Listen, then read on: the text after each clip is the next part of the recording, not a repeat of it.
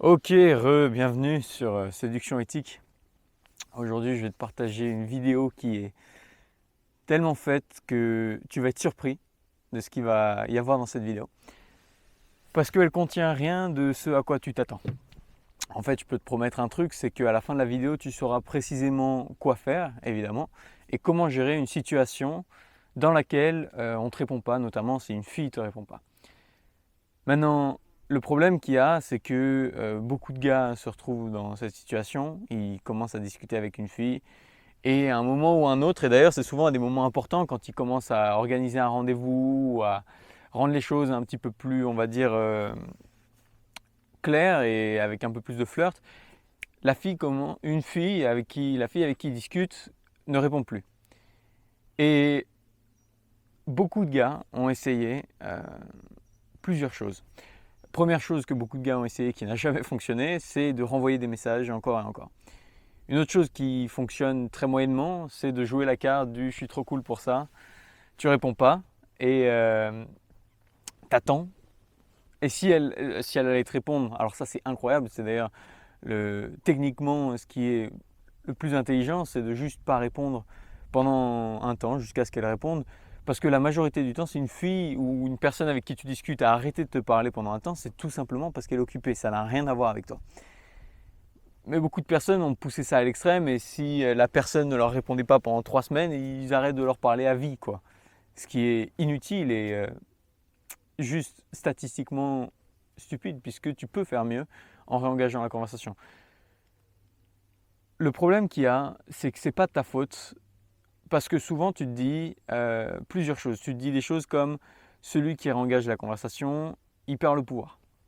Il n'a pas le pouvoir. Tu es dans ce paradigme de celui qui fait le plus est le plus investi, qui est un paradigme intéressant, mais tu comprendras à la fin de cette vidéo pourquoi ce n'est pas le véritable paradigme d'une personne qui a des filles autour de lui. Un autre truc, une autre raison pour laquelle c'est pas vraiment de ta faute si tu fais ce genre d'erreur, c'est que on t'a jamais vraiment dit quoi faire en fait. Tu as toujours été là et c'est tes émotions en fait qui sont la seule chose qui te guide dans cette instance-là. Que ce soit de la colère, que ce soit de la frustration, que ce soit de la confusion, souvent pourquoi est-ce qu'elle ne te répond pas. Et ces émotions-là, elles t'amènent à faire les choses qu'on vient de partager, que je viens de te partager juste avant d'ailleurs, qui ne fonctionnent pas. Donc, théoriquement, comment est-ce que tu fais pour y arriver?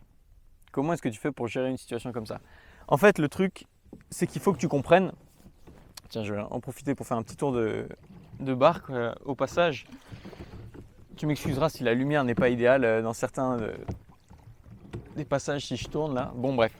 Ce qu'il faut que tu fasses, c'est en gros que tu comprennes que si elle ne te répond pas, on s'en branle. Et surtout, tant que ça t'importe, c'est la preuve que tu n'es pas encore arrivé à une mentalité où tu es libre. Parce que tu te soumets à ses réactions pour trouver tes actions. Et le secret de tout, en fait, de toutes les relations avec les filles, c'est cette dynamique de acheteur et vendeur un petit peu. Et il y a 3 catégories de clients. Si on pense à un vendeur, il y a 3 catégories de personnes qui vont recevoir les produits d'une marque.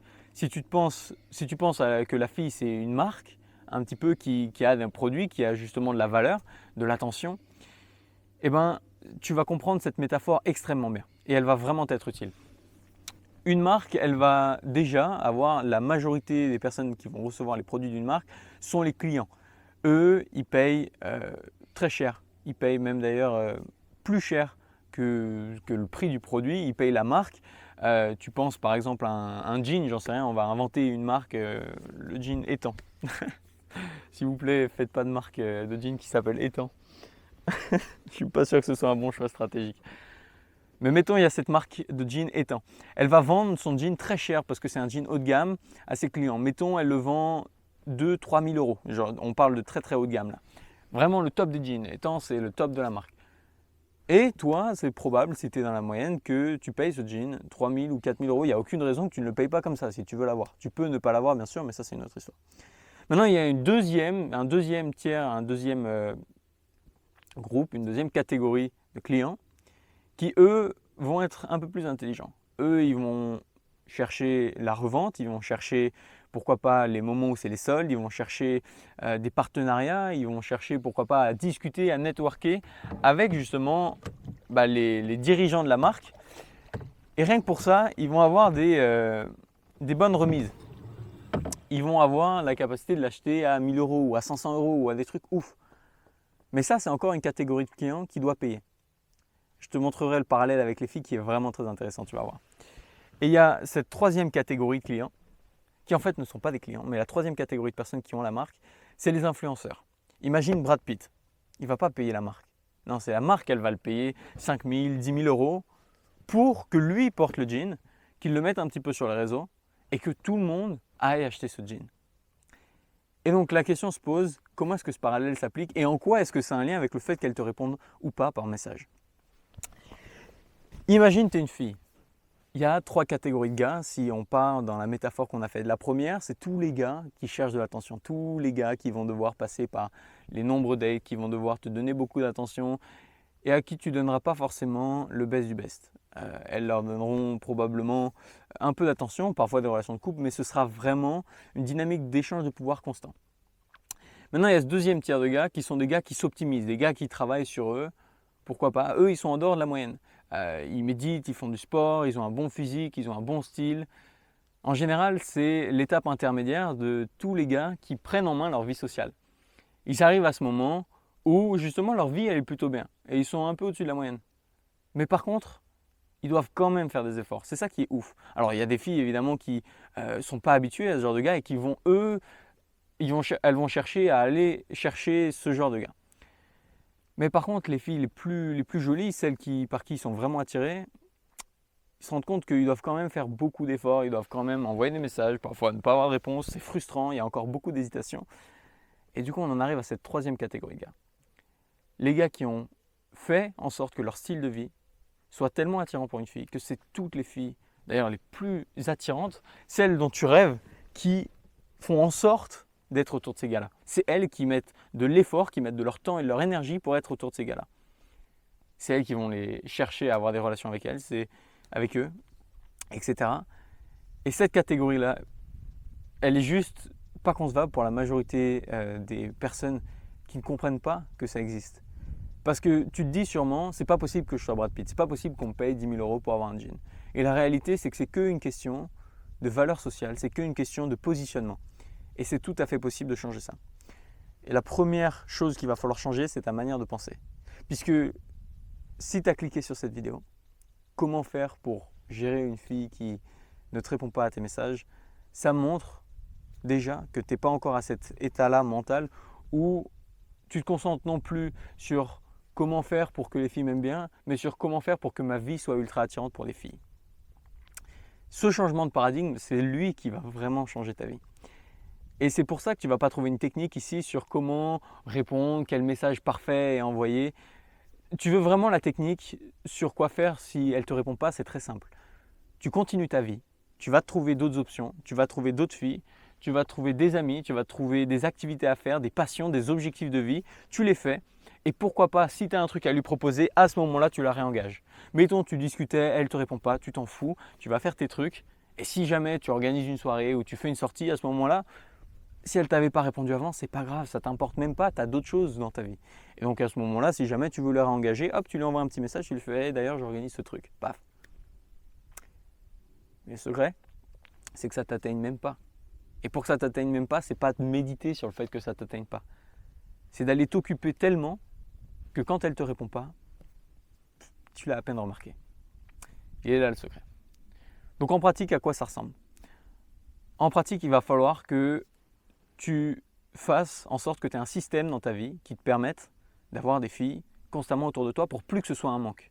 C'est pas pour être superficiel et pour avoir justement un style de vie incroyable. Non, on s'en fout. Il faut juste que tu aies des filles autour de toi assez fréquemment, donc quasiment tout le temps, ou ça dépend des gens, mais assez fréquemment pour plus que ça te préoccupe, pour plus que ce soit un problème, pour que tu aies ce sentiment d'abondance.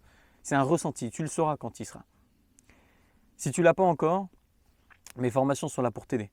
Au-delà de ça, il va falloir aussi que tu aies un style de vie qui soit agréable pour toi. Parce que les filles, ce n'est pas la seule chose, la seule frustration et la seule chose qui va faire que tu vas être dans un certain manque et cette sensation de devoir chasser encore du plaisir extérieur. Si tu veux plus avoir cette sensation de chasser du plaisir extérieur et donc de chasser les filles et les relations avec des filles, il va falloir aussi que tu gères d'autres aspects comme ta santé mentale, ta santé physique, ton argent, tes relations sociales, amicales, la gestion avec ta famille et tous les petits aspects comme ça de ta vie qui soient équilibrés. On en arrive souvent à cette même conclusion, c'est arrête de te prendre la tête avec des petits détails, arrête de te prendre la tête avec une technique basique. C'est inutile, tu perds ton temps. Par contre, là où tu vas gagner du temps, c'est de penser en global, c'est de penser en système. Comment est-ce que tu peux optimiser ta vie en général? Où est-ce que tu as des lacunes? Comment est-ce que tu pourrais faire assez de sport, bien manger, bien dormir, rencontrer du monde, te faire kiffer socialement? Et tu verras que ça n'a plus aucun sens de te dire comment est-ce que je fais si elle ne me répond pas. Je comprends d'où tu viens. Moi aussi, je me suis penché sur toutes ces techniques, mais je me suis rendu compte maintenant que c'est vraiment pas ce qui compte. Et je t'ai partagé techniquement ce qu'il fallait faire, mais tu verras que ce n'est pas ça qui va transformer ta vie. C'est de ne plus avoir le stress attribué au fait qu'elle ne te réponde pas. Parce que tu sais que ce n'est pas important. Maintenant, qu'est-ce qui se passe si tu comprends tout ce que je viens de dire dans cette vidéo et que tu veux le mettre en pratique? À quoi ça ressemble? Ça va ressembler à toi qui commence à rencontrer beaucoup de filles. Tu vas aller les rencontrer dans des parcs, dans des soirées. Tu vas commencer à avoir en sorte qu'il y ait un flux de filles permanent dans ta vie. Tu vas agir pour. Si tu ne sais pas exactement quoi faire, il y a mes formations qui sont là pour. Et même sur YouTube, je suis sûr que je te donne déjà les clés pour. Il faut juste agir. Et derrière, tu vas faire en sorte que tu sois heureux et tranquille dans ta vie. Tu vas méditer, tu vas faire du sport, bien manger, bien dormir. Et après, tu te rendras compte que ce n'est plus une question de réponse ou de non-réponse. Alors évidemment, cette vidéo, elle s'applique à plein d'autres choses, à plein d'autres questions. Comment est-ce que je fais si une fille me rejette en soirée ou me rejette quand je vais la rencontrer? Tout ça, c'est des petites techniques. Cette sensation de rejet, elle est comblée par une sensation de complétude, de satisfaction avec ta vie. Et c'est comme ça que tu pourras te lancer dans des situations folles. Parce que ce que ça te permet quand tu es un homme complet, que tu as toute ta vie en main, c'est justement d'aller dans des situations beaucoup plus risquées parce que tu sais quoi qu'il en soit, tu as ta vie en main.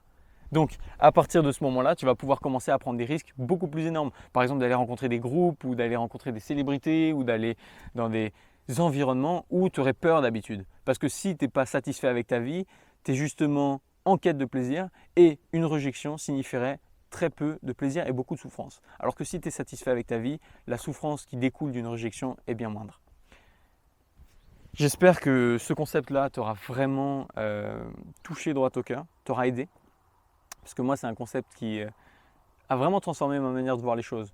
Parce que plutôt que de me concentrer sur comment est-ce que je peux avoir cette fille, c'est comment est-ce que je peux être quelqu'un d'attirant avec un style de vie attirant. Ce shift de paradigme, il va t'aider, j'espère, énormément. Re-regarde cette vidéo si tu n'as pas compris toutes les subtilités qu'on a détaillées aujourd'hui. N'hésite pas à me poser des questions si tu veux, soit dans les commentaires, soit sur Instagram. N'hésite pas à aller checker d'autres vidéos de la chaîne. Maintenant, si jamais tu as un ami avec qui tu as eu cette discussion de « Oh, cette fille ne me répond pas et tout », envoie-lui cette vidéo si lui aussi il hésite un petit peu à quoi faire, sur quoi faire. Et sur ce, eh ben, écoute, je te souhaite une bonne exploration du monde des amours. Moi, je vais aller faire mon petit tour de barque tranquillement. Et à très bientôt.